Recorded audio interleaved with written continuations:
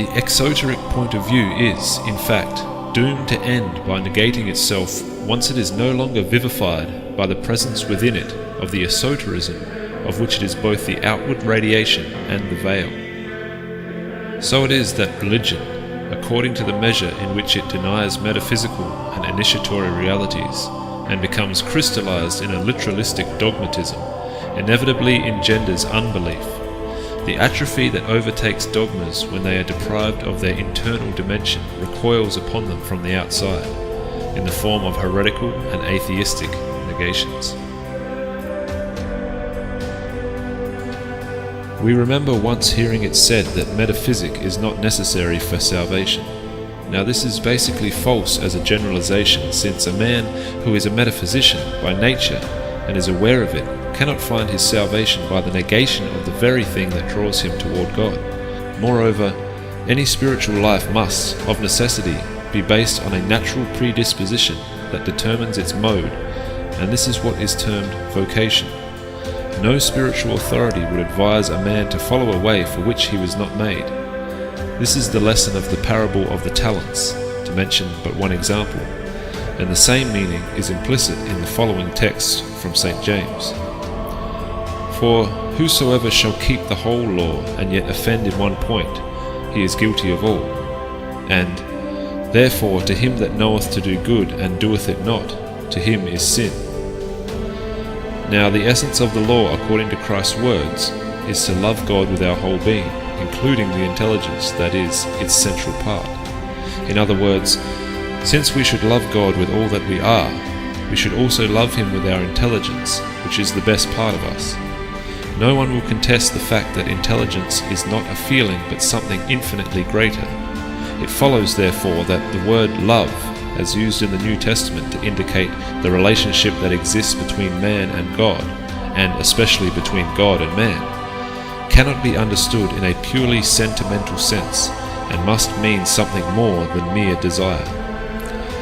On the other hand, if love is the inclining of one being toward another with a view to union, it is knowledge that, by definition, will bring about the most perfect union between man and God, since it alone appeals to what is already divine in man, namely the intellect.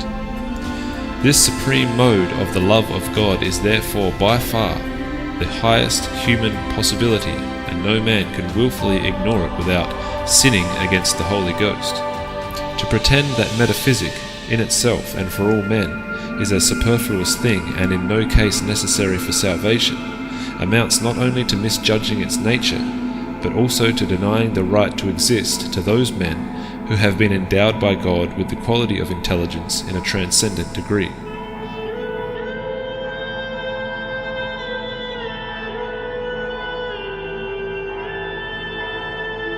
The exoteric claims to the exclusive possession of a unique truth, or of a truth without epithet, is therefore an error purely and simply.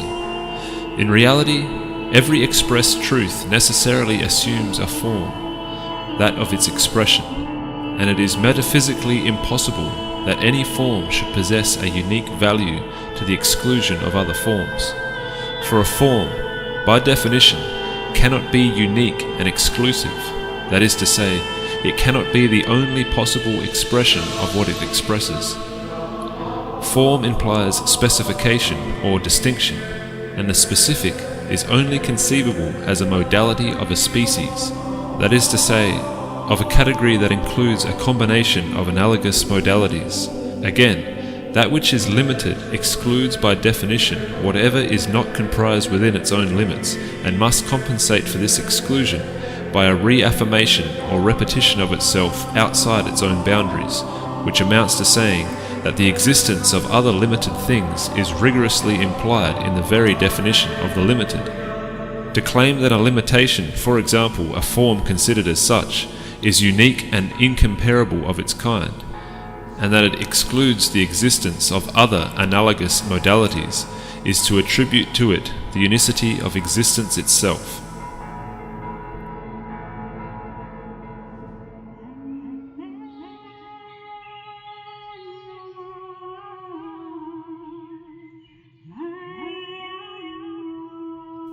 This idea of pantheism, warrants a further short digression.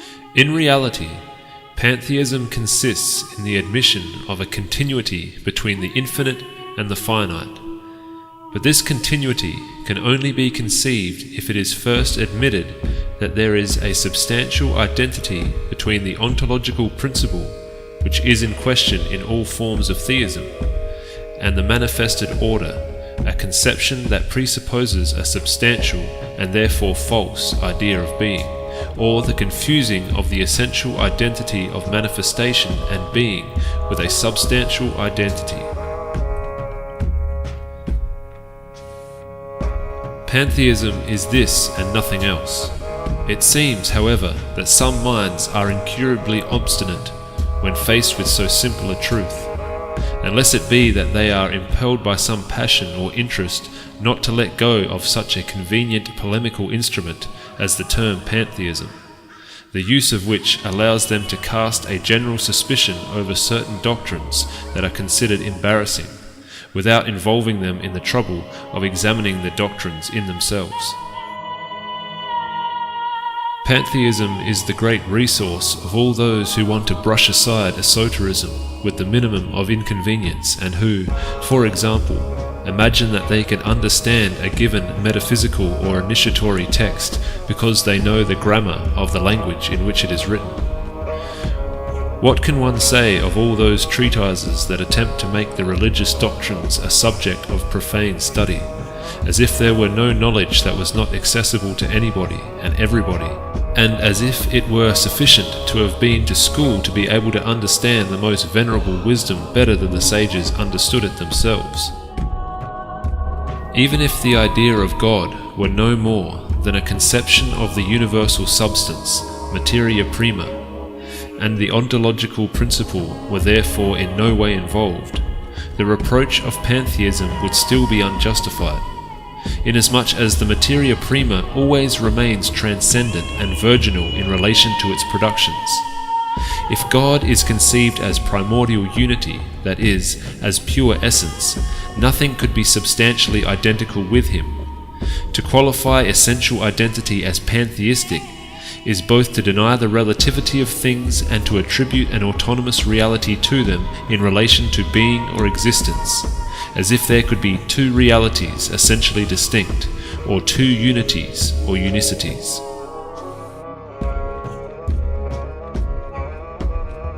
Let us now return to the subject of the divine impersonality, to which reference has already been made. Strictly speaking, this impersonality is more properly a non-personality. That is to say, it is neither personal nor impersonal, but suprapersonal. In any case, the term impersonality should not be understood in a privative sense, for, on the contrary, it refers here to an absolute plenitude and illimitability that is determined by nothing, not even by itself. It is personality that represents a sort of privation, or rather privative determination relative to impersonality, and not the reverse.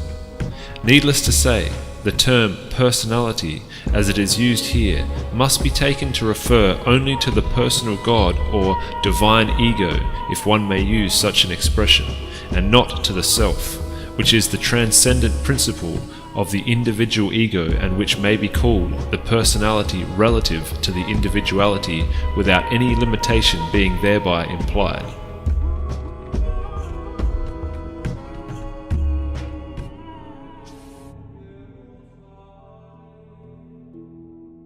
The perspective of the esoteric doctrines shows up with particular clarity in their way of regarding what is commonly called evil.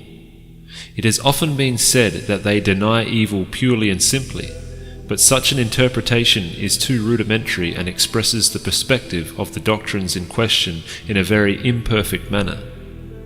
The difference between the religious and metaphysical conceptions of evil does not mean, moreover, that the one is false and the other true, but simply that the former is incomplete and individual, whereas the latter is integral and universal.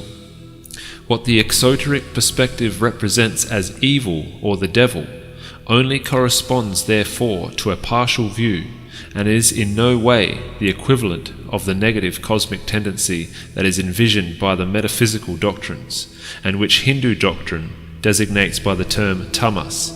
But if tamas is not the devil, and more correctly corresponds to the demiurge, insofar as it represents the cosmic tendency that solidifies manifestation, drawing it downward and away from its principle and origin, it is nonetheless true that the devil is a form of tamas, the latter being considered in this case solely in its relations with the human soul. Man being a conscious individual, the cosmic tendency in question, when it comes in contact with him, necessarily takes on an individual and conscious aspect, a personal aspect according to the current expression.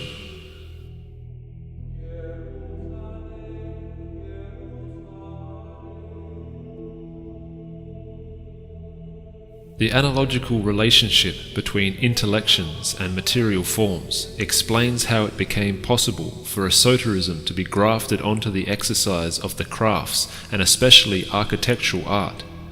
The cathedrals that the Christian initiates left behind them offer the most explicit as well as the most dazzling proof of the spiritual exaltation of the Middle Ages. When standing before a cathedral, a person really feels he is placed at the center of the world. Standing before a church of the Renaissance, Baroque, or Rococo periods, he merely feels himself to be in Europe. This brings us to a most important aspect of the question now before us, namely, the action of esoterism on exoterism through the medium of sensible forms, the production of which is precisely the prerogative of craft initiation. Through these forms, which act as vehicles of the integral religious doctrine, and which thanks to their symbolism translate this doctrine into a language that is both immediate and universal, esoterism infuses an intellectual quality into the properly devotional part of the tradition, thereby establishing a balance, the absence of which would finally bring about the dissolution of the whole civilization, as has happened in the Christian world.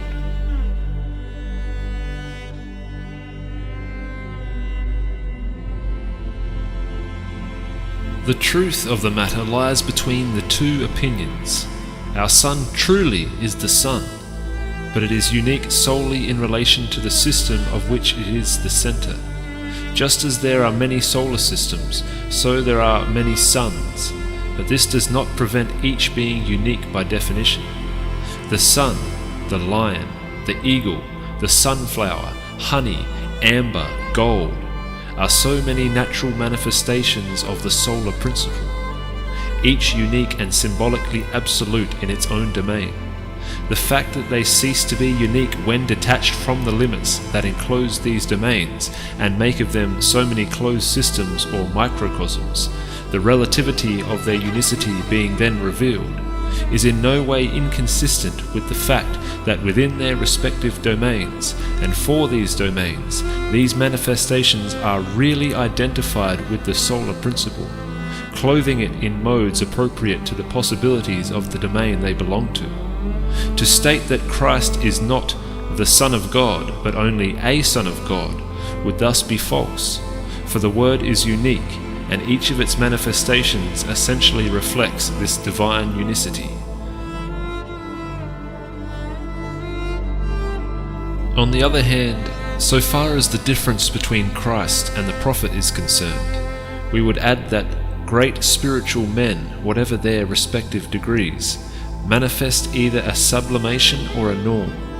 To the first group belong Buddha and Christ, as well as all those saints who were monks or hermits, while to the second belong Abraham, Moses, and Muhammad, together with all saints living in the world, such as the royal and warrior saints. The attitude of the former corresponds to the words of Christ, "My kingdom is not of this world," the attitude of the latter to the words, "Thy kingdom come."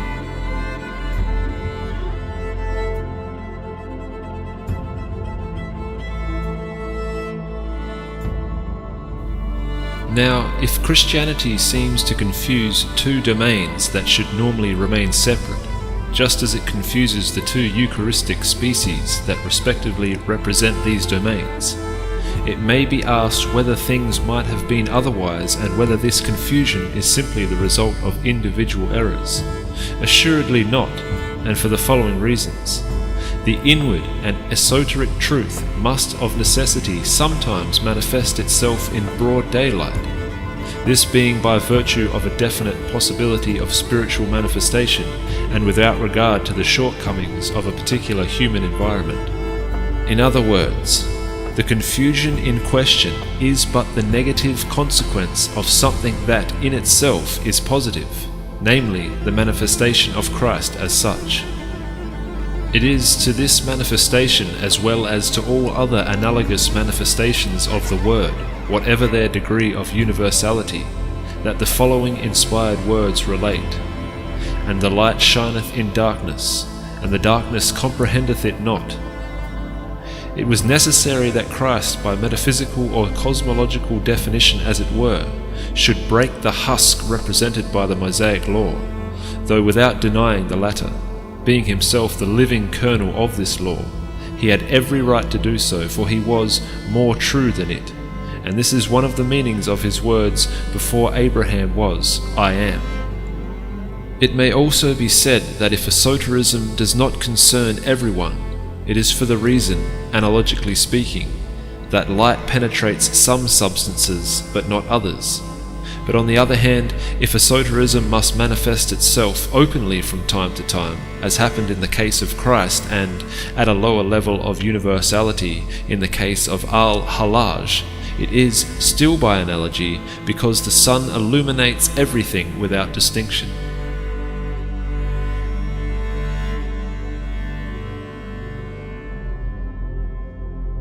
According to this doctrine, as in the teachings of every other initiatory tradition, the organ of the spirit, or the principal center of spiritual life, is the heart. But what is more important from the standpoint of spiritual realization is the teaching of hesychasm on the means of perfecting the natural participation of the human microcosm in the divine metacosm by transmuting it into supernatural participation and finally into union and identity. This means consists of the inward prayer or prayer of Jesus. This prayer surpasses all the virtues in excellence, for it is a divine act in us, and hence the best of all possible acts. It is only by means of this prayer that the creature can be really united with his Creator.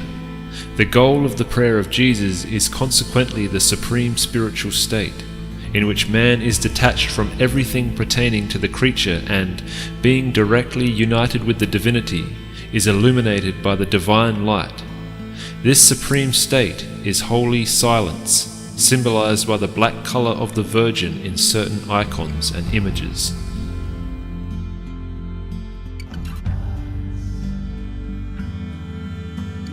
The distinctive mark of man is an intelligence that is total, hence objective, and capable of conceiving the absolute. To say that it possesses this capacity amounts precisely to saying that it is objective or that it is total. Objectivity, whereby human is distinguished from animal intelligence, would lack sufficient reason without the capacity to conceive the absolute or the infinite, or without the sense of perfection. It has been said that man is a reasoning animal, which is true in the sense that reason is the distinctive mark of man. But reason could not exist without the supra-rational intelligence that is the intellect which it prolongs in the direction of the world of sensorial phenomena. In the same way, language is the distinctive mark of man in the sense that it proves the presence of reason and, a fortiori, of the intellect. Language, like reason, is proof of the intellect both having as their profound motivation the knowledge of transcendent realities and of our final ends.